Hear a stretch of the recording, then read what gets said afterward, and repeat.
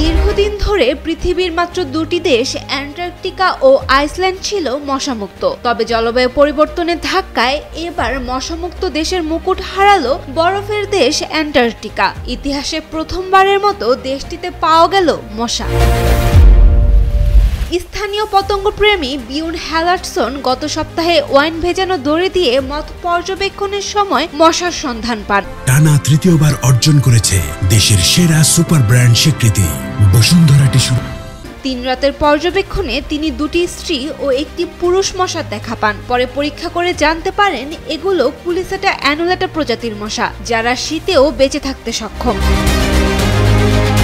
Icelandic institute of natural হিস্ট্রির পতঙ্গ বিজ্ঞানী Matheus আলফ্রেডসন নিশ্চিত করেছেন এটি ইউরোপ ও উত্তর আফ্রিকায় সাধারণত পাওয়া যায় এমন একটি প্রজাতি। তবে কিভাবে এটি আইসল্যান্ডে পৌঁছালো তা এখনও রহস্য।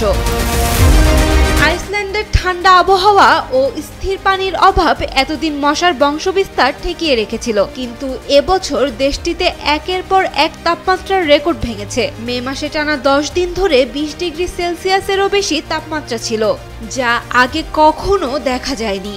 দেশটির ইতিহাসে মে মাসের সর্বোচ্চ তাপমাত্রার রেকর্ড হয় 26.6 ডিগ্রি সেলসিয়াস। হ্যালার্টসনের ধারণা, মশাগুলো হয়তো নিকটবর্তী গ্রুন্ডারতাঙ্গি বন্দরে আসা জাহাজ বা কন্টেইনারের মাধ্যমে এসেছে। যদি 3টি মশা তার বাগানে আসতে পারে, তাহলে আশপাশে নিশ্চয়ই আরো অনেক মশা আছে বলে মনে করছেন তিনি। অনাকাঙ্ক্ষিত এই অতিথি পথ ভুলে আইসল্যান্ডে এসে পড়েছে নাকি সত্যি সত্যি ঘাঁটি গেড়ে বসেছে তা নিশ্চিত হতে আরো পর্যবেক্ষণের প্রয়োজন। আগামী বসন্ত পর্যন্ত পর্যবেক্ষণ চালিয়ে দেখা হবে এই মশার প্রজাতি সত্যি আইসল্যান্ডে স্থায়ীভাবে বসতি গড়েছে কিনা। Saim Akter, Daily Sun.